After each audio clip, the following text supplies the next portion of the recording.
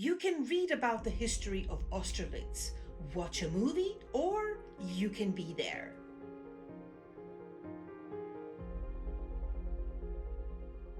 The Allies are attacking Napoleon's flanks.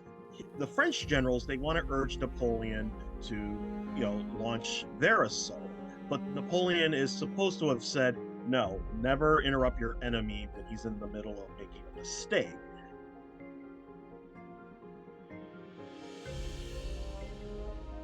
Hi everyone, I'm here to take you to Austerlitz, where Napoleon achieved his greatest victory.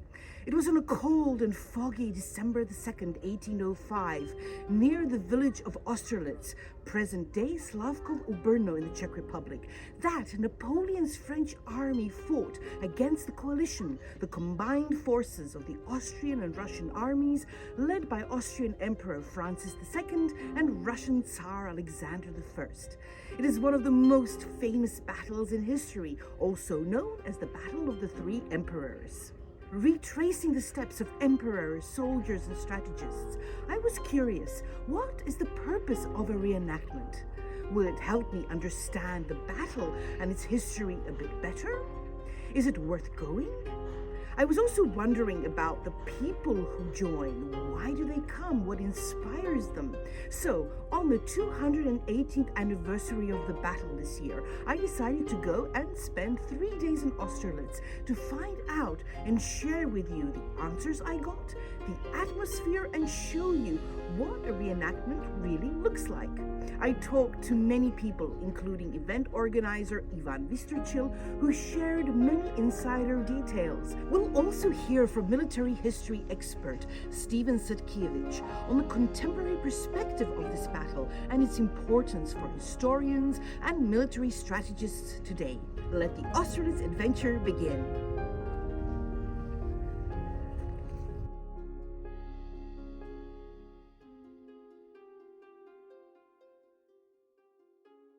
My first stop, Austerlitz Castle, located in the town of Slavkov-Ubrno, one of the most important places in the story of the Battle of Austerlitz. Before the battle, the Allies, the Austrian Emperor Francis II and the Russian Tsar Alexander I, stayed at the castle, and after the battle, Napoleon stayed there for a while. Well, what a twist of fortune. On December the 6th, 1805, a few days after the battle, at this table in the castle, the armistice was signed between France and Austria. My imagination started working. Imagine them sitting there. Walking through the castle and town, I met soldiers in different uniforms on the street, reenacting the day before the battle. Some were standing, looking around anxiously, while others used the time to relax, laugh, and amuse themselves with a dice game. Well, it seemed an interesting game. I met a drummer who rather proudly showed me his drumming skills. My first impression here, well, what really struck me was the welcoming atmosphere and friendliness. Soldiers, people in different costumes were happy to talk and make a joint photo.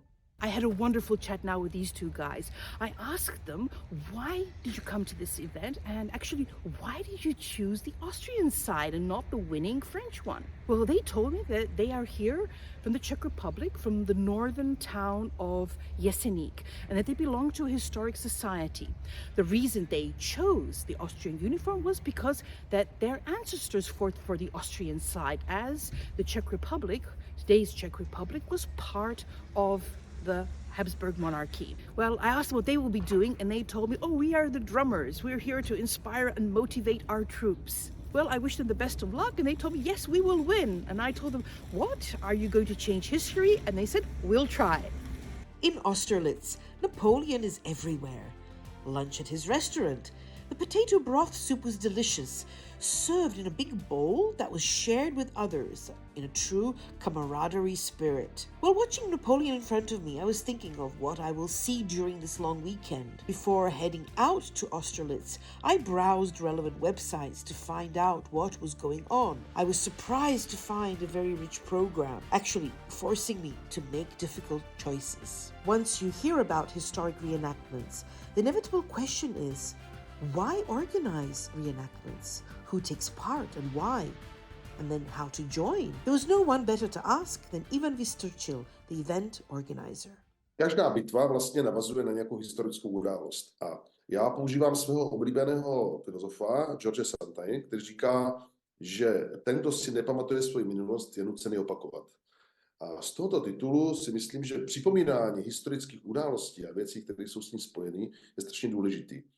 A má to dva aspekty. První aspekt je to, že to je jakási míra piety a připomenutí kořenů, odkud pocházíme. A samozřejmě druhá věc, která je dneska už jako, řekněme, k tomu potřeba nějaká míra marketingu, turistického ruchu a vlastně všechno, co je s tím spojené. Protože ono to je navzájem propojené, že jo? Tam, kde nebudou zájem a peníze, nebude ani to připomínání si. Čili je to takové zajímavé připomínání historie a zároveň je to prostě smysluplné prožití volného času. Tak to vidím já.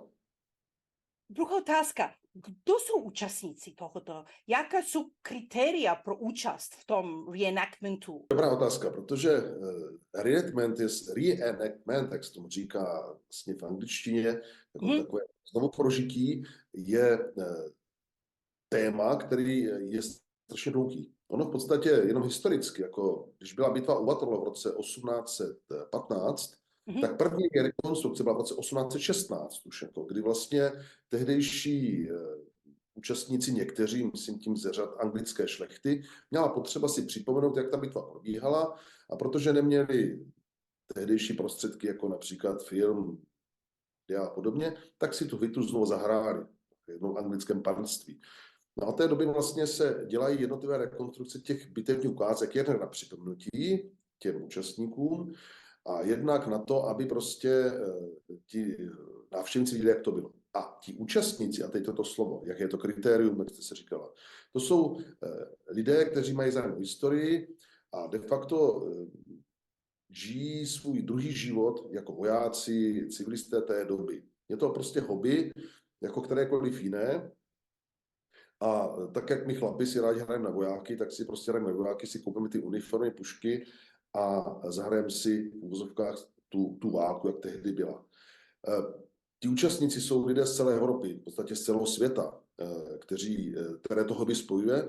A je to samozřejmě zajímavé v tom, že ta doba má své vojenské předpisy, má své nějaké zvyklosti a tím pádem vlastně jsou jednotliví ti vojáci vycvičení podle stejných předpisů vojenských, proto je potom v úvozovkách relativně jednoduché dát dohromady. To znamená, že přijde někam na jedno místo 1000 lidí, jako třeba ve Slavku v Parožné bylo 1200 lidí, na Waterloo bylo 3000 lidí a podobně.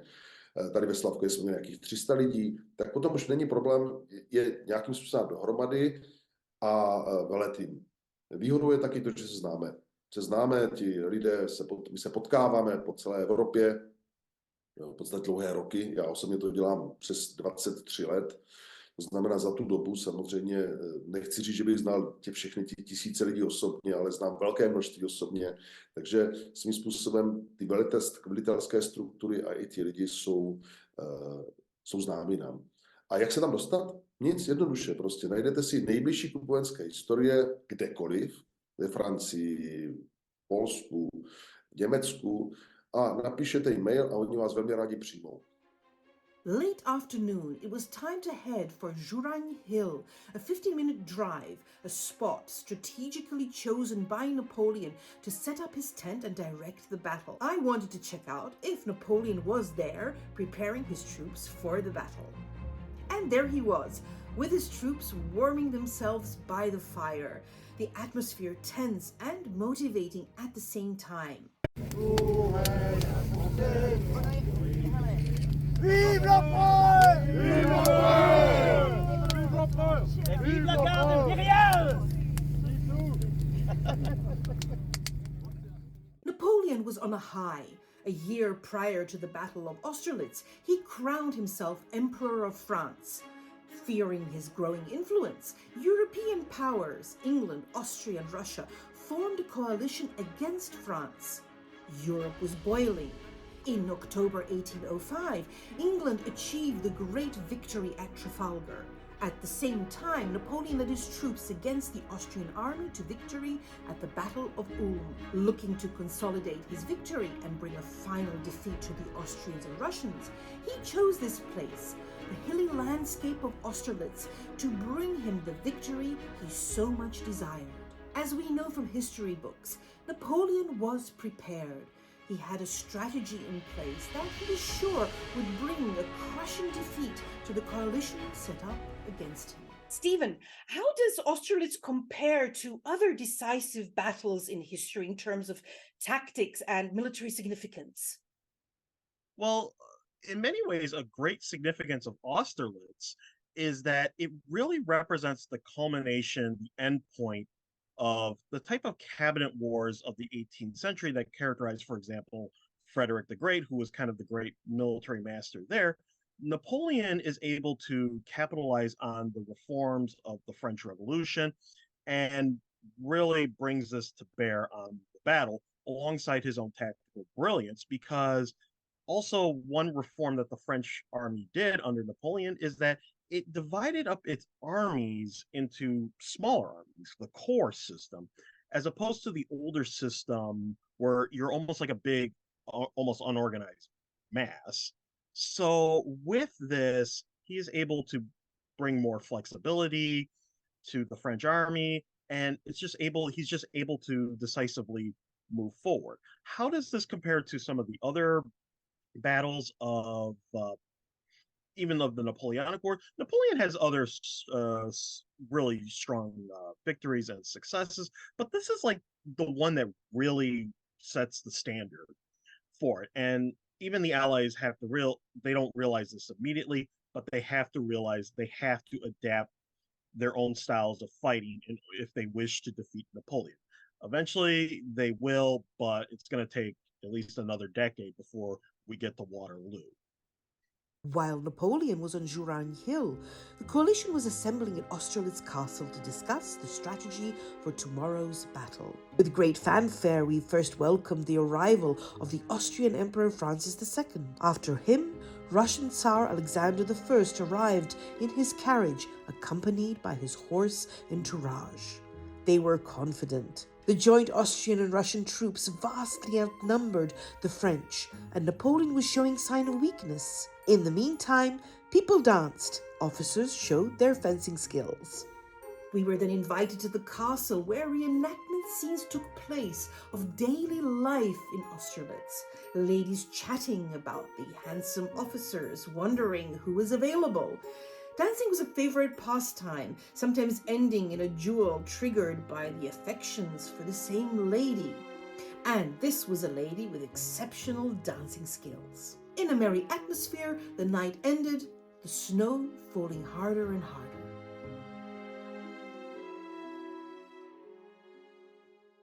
The snow had fallen hard during the night and was showing no signs of stopping. I was making my way back to Napoleon's tent through the hills to the Juran Hill. 7:31, the moment the battle began in 1805. Freezing cold, Napoleon and his troops assembled to commemorate this important moment. Napoleon, in a good mood, delivered his last address to the troops before the battle. Braves soldats de la Grande Armée, je suis fier de vous. Je suis content de vous. L'ennemi de la France a déclaré la guerre sur nous, mais ce sont nous qui leur avons apporté la guerre dans le cœur de leur pays avec victoire. La guerre n'est pas encore gagnée. Aussi, je vous demande d'être forts et vigilants, de continuer la lutte. Mes braves et courageux soldats, nous aurons bientôt une victoire complète. Et enfin, à cette guerre, vive la France et vive la Grande Armée! Vive la paix! Vive la paix! Vive la paix! Portez! Oh! The mood of everybody present brought the feeling that this is not a reenactment, but a real-life moment in history. In 2023, there is time for the occasional selfie and a celebratory drink. In the meantime, at the Villa Austerlitz, a beautiful stylish hotel in Slavkov, dress rehearsal time. Napoleon's bicorn hat is the fashion of the day. French officers striking a pose. Young Napoleon is also on his way, smartly dressed and in an enthusiastic mood. They perfectly projected the atmosphere, excitement of this special day. Here again I wonder, why did they choose the French uniform? Skvělý, to je skvělá otázka, protože na něj strašně na to odpovídám. Dostal jsem asi 1000krát, proč jsem Francouz, když jsem Čech. Že jo, to je strašně jednoduchý. Můžete si dát, proč je Francouz Angličanem, anebo proč je Angličan Francouzem. Je to jednak samozřejmě, a já to myslím, že je to nějaký osobní sympatie. Vždycky říkám, proč někteří muži mají rádi blondýny, některý brunety, proč máme rád někdo vdolky, někdo maso, proč má... A je to taková osobní sympatie, která z toho vlastně vyplývá, že na začátku, a myslím, že to spočívá i v nějaké genové paměti, by možná řekl, že někdy v noci prostě ta Francie mi byla sympatická, příběh císaře Napoleona byl pro mě fascinující a proto od začátku, já jsem ani na chvíli neuvažoval o tom, že bych měl nějakou jinou uniformu. Jsem byl Francouzem, byť tedy jsem Čech. A stejně to mají kolegové. Já jsem se o tom bavil schválně s jedním přítelem, který je Angličan, jak poleno prostě. A říkám, proč ty jako Angličan seš jako Francouz, jako... A on říká, protože jsem prostě od začátku chtěl být Francouz. Jako. A říkám, ale jsi Angličan, že jo, teď bychom mít tu britskou červenou uniformu. A říká, vidíš, a mě nikdy nenapadlo, že bych mohl být Angličan, historicky, byť jsem Angličan poleno, prostě svátky, královna, prapory, to všecko ve mně je, jako v té současné roli. Ale v té historické, tak nějak jihnu k té Francii, k tomu Napoleonovi a prostě to daný opravdu asi především tou sympatií k té které straně. During the whole day, in Slavkov and the surrounding area, various reenactments of the battle were taking place. Icy cold, the atmosphere was pure excitement. One could see the various army positions and movements. I felt I was watching the real thing. Napoleon's mastery in tricking the coalition forces in believing they had the upper hand. The tension mounts as the armies assemble on the snowy battlefield. French troops, led by Napoleon, stand poised against the combined forces of Austria and Russia. The roar of cannons shatters the morning silence, marking the beginning of the epic struggle for dominance. The reenactors, fueled by historical accuracy and passion, bring the battle to life in all its intensity and chaos. The reenactment brought no surprise. My Austrian drummer boys did not manage to change history. Napoleon won his greatest battle. The day wasn't over yet. In the evening, in the gardens of Slavkov Castle, troops gathered for the reenactment of a story, one that brings another dimension to the battle. A woman whose loved one is in battle tells us the story from a different perspective of a nurse, woman, wife. It brings us the awareness that the true cost of war lay in the shattered lives it left in its wake. The soldiers who would never return home, the civilians caught in the crossfire, and the women who braved the carnage to tend to the fallen.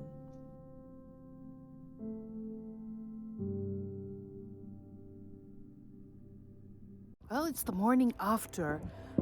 It's so peaceful and quiet. One would never think that yesterday one of the most famous battles in world history took place. But actually, as you can hear, it's not actually so peaceful. There's still some fighting going on. Or maybe it's celebration. So I am walking now towards the Pratzen Heights, where there is a memorial, and there will be a sort of memorial event where soldiers from all warring parties will take place, and they will pay their respects to the dead. The Cairn of Peace Memorial, erected in 1912, was built in honor of all the fallen in the Battle of Austerlitz. That's its uniqueness, paying equal respect to all armies, the winner and the vanquished. The monument's position is also symbolic. It is situated on the Pratzen Height, where Napoleon surprised the coalition and brought final victory to the French. One wonders, what is the legacy of the Battle of Austerlitz in contemporary military strategy and history? Well, the importance of Austerlitz is that, one, you have to have, it's best to engage your enemy on the timing and ground of your own choosing, and to try to lure your enemy into doing what you want them to do. This is classic deception, which Napoleon did very well when he used the terrain and the fog and the weather to his advantage. We're still seeing this today, even in contemporary conflicts. Even in World War II, we saw many operations of deception. This is on a larger scale than Austerlitz, but still the same basic principle applies.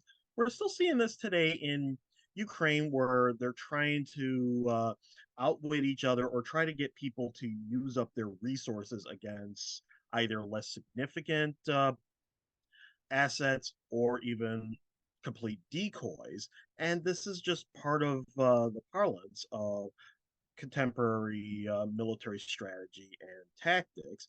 And of course, we're not fighting in columns in quite the same way as the Napoleonic period, but still the same basic principles apply. And also one other legacy of this time period, even Austerlitz, but also the Napoleonic War, we get Karl von Clausewitz, who is a veteran of the Napoleonic Wars. He writes Von Krieg on War, which is still one of the major treatises on the nature of war. We're still debating it, and alongside Sun Tzu's Art of War, it's just one of those premier texts of the period on the subject of war.